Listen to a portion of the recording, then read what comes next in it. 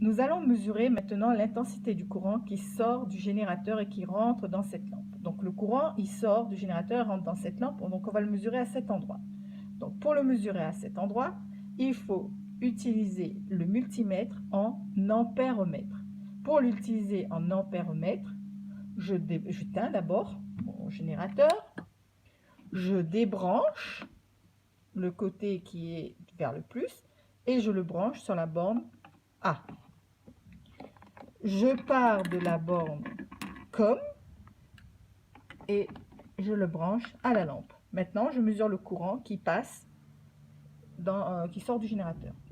Après avoir branché les fils, je dois maintenant déplacer mon sélecteur dans la bonne zone.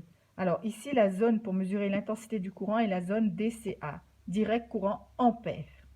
Alors, par rapport au branchement que j'ai fait, je me mets sur le calibre de ampères. C'est l'intensité maximale que peut mesurer ce calibre. Ici, ce calibre peut mesurer jusqu'à 200 mA, celui-là jusqu'à 20 mA, celui-là jusqu'à 2 mA, celui-là jusqu'à 200 microampères, qui sont des intensités très faibles.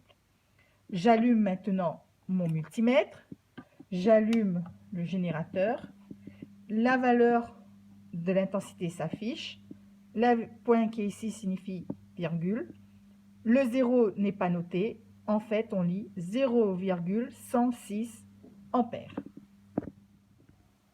Si jamais vous avez inversé A et COM, c'est-à-dire A n'est plus branché du côté plus du générateur mais du côté moins, j'éteins d'abord, donc A et COM, j'allume, vous voyez un signe moins apparaître. Cela signifie juste que vous vous êtes trompé entre A et COM, que A n'est pas branché vers le plus du générateur, mais il est branché vers le moins du générateur. Vous rectifiez et ça devrait marcher correctement.